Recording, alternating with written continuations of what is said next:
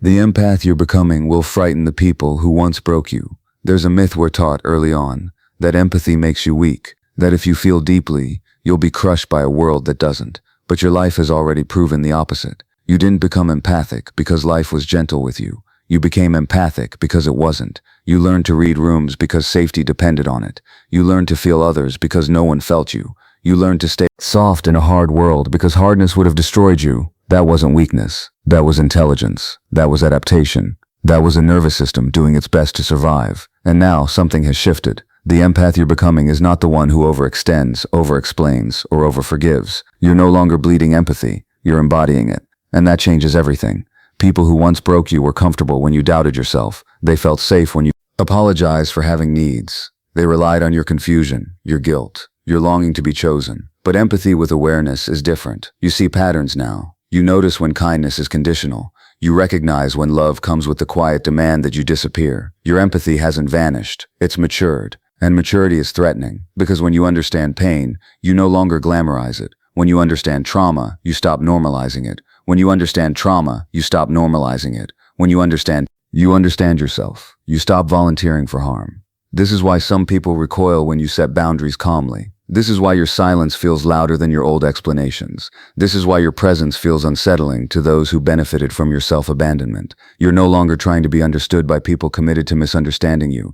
And here's the truth most never tell you. Healing doesn't make you nicer. It makes you clearer. Clear about what you will not tolerate. Clear about where your responsibility ends.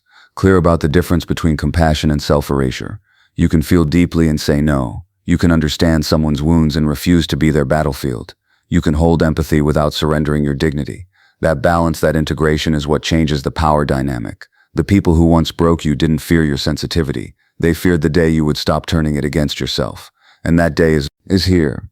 You don't need revenge. You don't need closure from those who couldn't give it. You don't need to harden your heart to be safe. Your regulated presence, your grounded truth, your refusal to abandon yourself, that is enough. So here is your call to action. Choose yourself without apology. Practice empathy that includes you. Let your boundaries be an act of love, not a punishment. Stop shrinking to preserve other people's comfort. Stop explaining your healing to those invested in your pain. Walk forward as the empath who knows their worth, feels their body, and trusts their inner signal. Because the world doesn't need less sensitivity. It needs people who are sensitive and sovereign. And the moment you live that truth out loud, you won't just frighten the people who once broke you. You'll finally free the part of you they never could. What most people never understand is that your empathy was never a personality trait you casually picked up. It was a survival response shaped in an environment where attunement meant safety.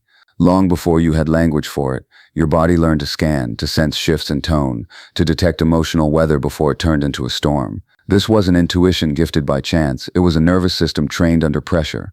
When love was unpredictable, when care arrived inconsistently or with strings attached, your awareness sharpened. You learned to feel others because you had to. And while the world later told you that this sensitivity made you too much, too emotional, too vulnerable, the truth is that it was the very intelligence that kept you alive. Empathy, in its earliest form, became your shield. You noticed micro-expressions others missed. You felt unspoken tension before words landed. You learned when to soften, when to retreat, when to become small enough not to provoke harm. This wasn't weakness, it was adaptation. The body always chooses survival over comfort.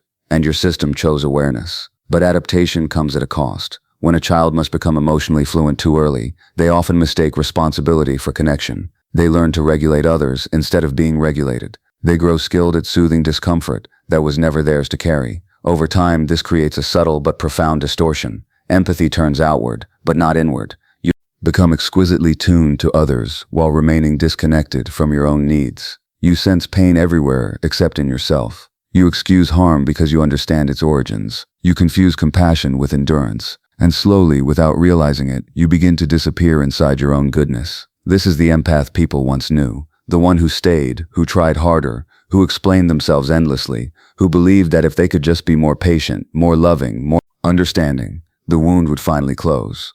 But that version of empathy was incomplete. It lacked boundaries because boundaries were never modeled as safe. It lacked discernment because saying no once felt dangerous. It lacked self-trust because your early truth may not have been believed or protected. Healing changes this, not by removing empathy, but by anchoring it in the body. When you begin to feel safe inside yourself, empathy stops being a reflex and becomes a choice. You start to Notice the difference between resonance and responsibility. You recognize that understanding someone's pain does not obligate you to absorb it. You realize that empathy without self-connection is self-abandonment in disguise. This is where things start to feel unsettling, for you and for others. As you reconnect with your own sensations, your own limits, your own internal signals, your empathy becomes embodied. It slows down, it listens inward before reaching outward. You no longer rush to rescue discomfort, especially when that rescue costs you your integrity. You pause, you check in, you ask whether your yes is genuine or fear-driven, and people notice. They notice when you no longer flinch at emotional pressure. They notice when your presence is calm but no longer compliant. They notice when your compassion doesn't come with self-sacrifice. For those who once benefited from your overextension, this shift feels like rejection, even when it isn't. They were accustomed to your empathy being accessible, automatic, endlessly forgiving. They relied on your capacity to understand them more than you understood yourself. When that changes, it disrupts a familiar dynamic, not because you've become cold, but because you've become whole. There is something deeply confronting about an empath who knows where they end. Someone who can say, "I see your pain," without adding, "and I'll carry it for you." Someone who can remain kind without remaining available for harm. This kind of empathy doesn't plead. It doesn't explain itself. It doesn't collapse under guilt. It is regulated, and regulation is powerful. A regulated empath doesn't need chaos to feel connected. They don't mistake intensity for intimacy. They don't confuse being needed with being loved. They can sit with discomfort, both theirs and others, without rushing to fix it. That steadiness can feel threatening to people who depended on your dysregulation to maintain control or familiarity. What's important to understand is that this evolution isn't you becoming someone else. It's you reclaiming what was interrupted. Empathy was always meant to flow both ways. It was never meant to bypass your own experience. As you restore that balance, your empathy gains weight. Your words land differently. Your silence speaks louder. Your presence carries authority without force. And this is why the empath you're becoming feels so different from the one you were. You're no longer shaped by the fear of losing connection. You're guided by the safety of being connected to yourself. You still feel deeply, but now you feel honestly. You still care, but you care without betraying your own body's wisdom. You still see others clearly, but you finally see yourself as worthy of the same care. This kind of empathy doesn't invite exploitation. It doesn't chase validation. It doesn't negotiate its worth. It simply exists, grounded, awake, and unavailable for patterns that require your diminishment. And once empathy stops being something you give away to earn belonging, it becomes something you inhabit. As awareness deepens, something else begins to emerge alongside empathy: clarity. Not the sharp, judgmental kind that cuts people down, but a quiet, grounded knowing that no longer argues with itself. This clarity doesn't arrive all at once. It shows up in small moments, when your body tightens during a conversation you used to tolerate, when you feel fatigue instead of obligation after saying yes too quickly, when your inner voice speaks up before guilt has a chance to interrupt. At first, this can feel disorienting. You may mistake it for selfishness or hardness, because for so long your sense of goodness was measured by how much you could endure. But clarity is not cruelty, it's coherence. For years you may have lived in a fog created by mixed messages: love that hurt, care that came with conditions, connection that required you to abandon yourself. In that fog, your empathy worked overtime, trying to make sense of contradictions. You searched for context, backstory, reasons. You learned to explain away behavior that didn't feel right by understanding where it came from. And because you could understand it, you stayed. You minimized your discomfort because you could intellectualize someone else's pain. Clarity changes that internal equation. It doesn't erase your understanding.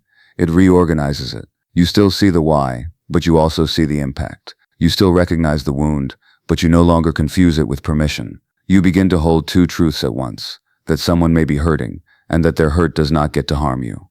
This is where boundaries are born, not as walls, but as definitions. Boundaries emerge when your nervous system finally feels safe enough to tell the truth. They are not punishments.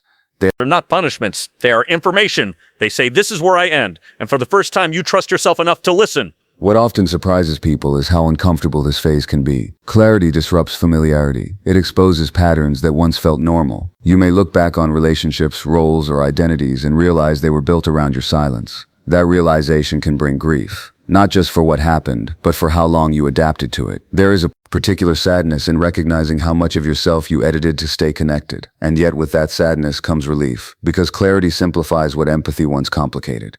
You no longer have to twist yourself into understanding situations that violate your values. You no longer negotiate with your intuition. You no longer carry the emotional labor of explaining your boundaries in a way that makes others comfortable.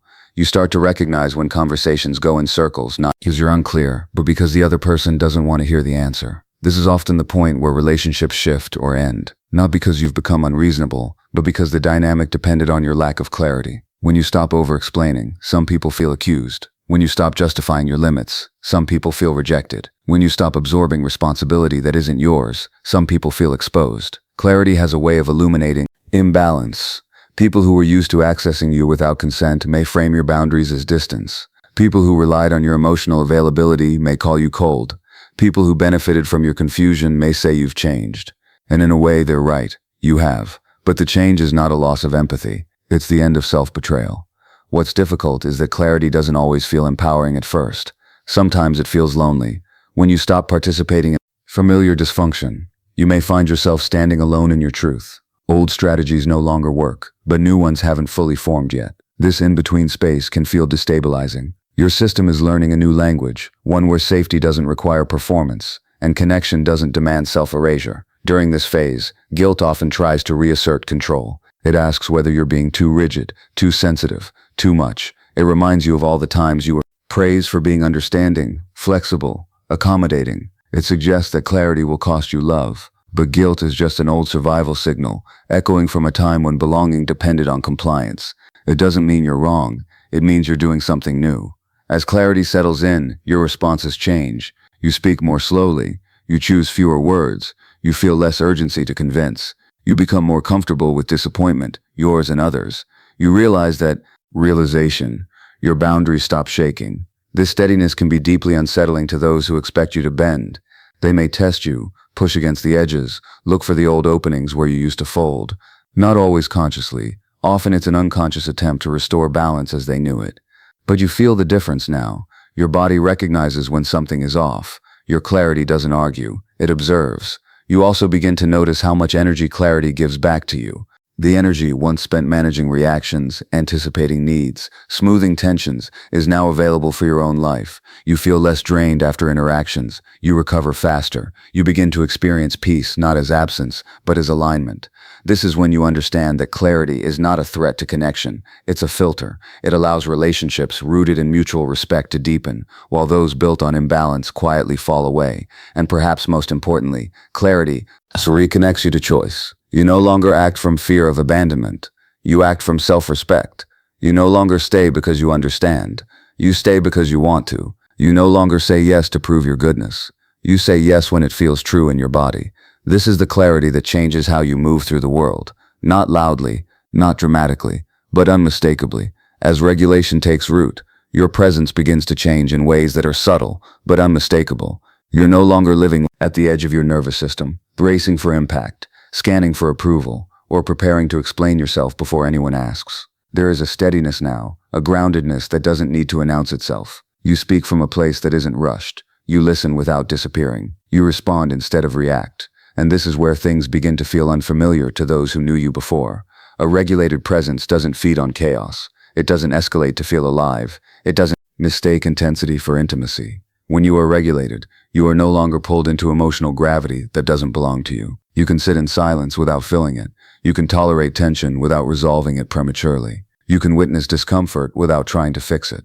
This changes the rhythm of every interaction. For people who relied on your emotional reactivity, this steadiness can feel like distance. They were used to your quick reassurance, your immediate empathy, your readiness to smooth over rough edges. They learned to connect with you through urgency, through crisis, through heightened emotion. When that pathway closes, they may feel unmoored, not because you've withdrawn care, but because you've withdrawn dysregulation. Regulation introduces choice. Where there used to be compulsion, you no longer feel pulled to respond just because something is charged. You notice the impulse to engage, but you don't obey it automatically. There's a pause now, a space between stimulus and response, where your body checks in with itself. In that space, you decide, and decision-making is threatening to systems that functioned on your automatic compliance. This is often when others project meaning onto your calm. They may say you're detached, uninterested, or changed. They may interpret your neutrality as judgment, your silence as punishment, your boundaries as rejection. But regulation isn't about withholding, it's about containment.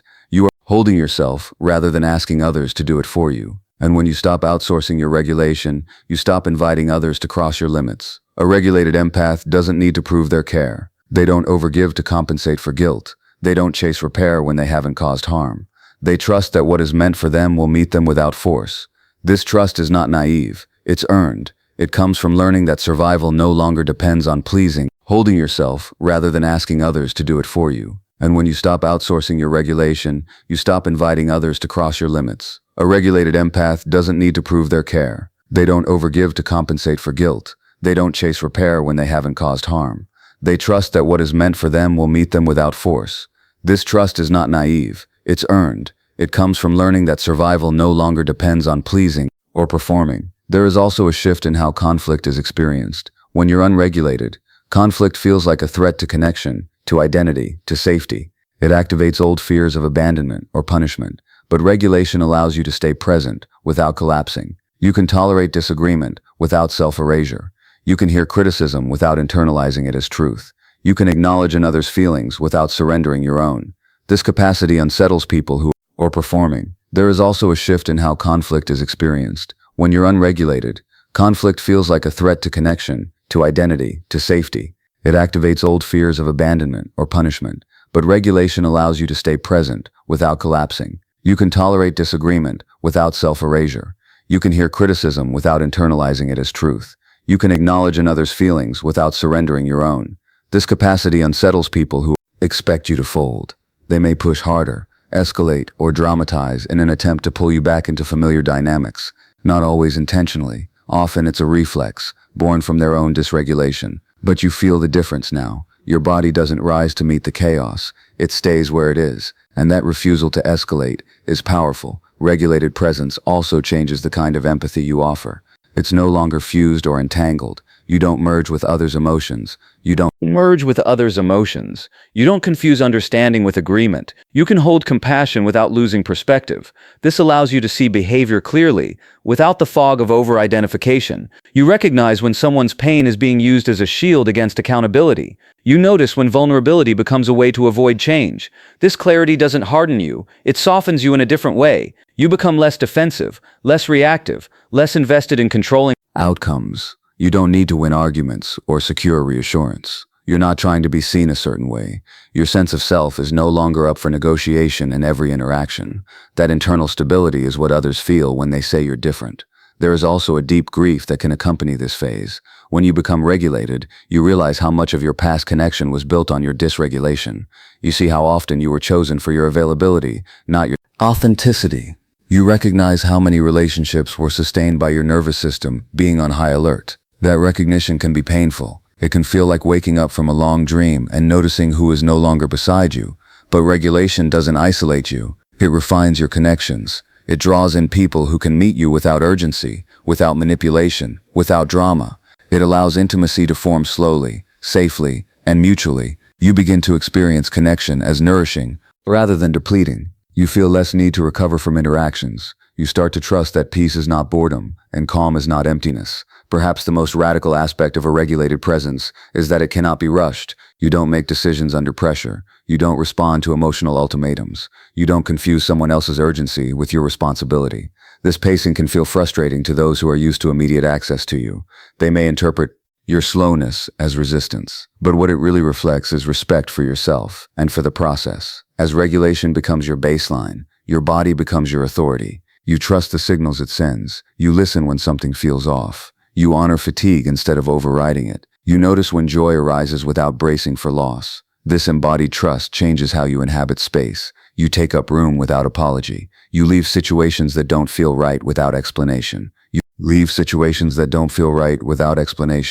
You stay where you are valued without needing to earn it. And in this way, your very presence becomes a mirror. It reflects back to others what they bring into the room. Not through confrontation, but through contrast. Some will feel inspired by the calm you carry. Others will feel exposed by it. But either way, you are no longer responsible for managing that response. You are simply inhabiting yourself, fully, quietly, and without negotiation.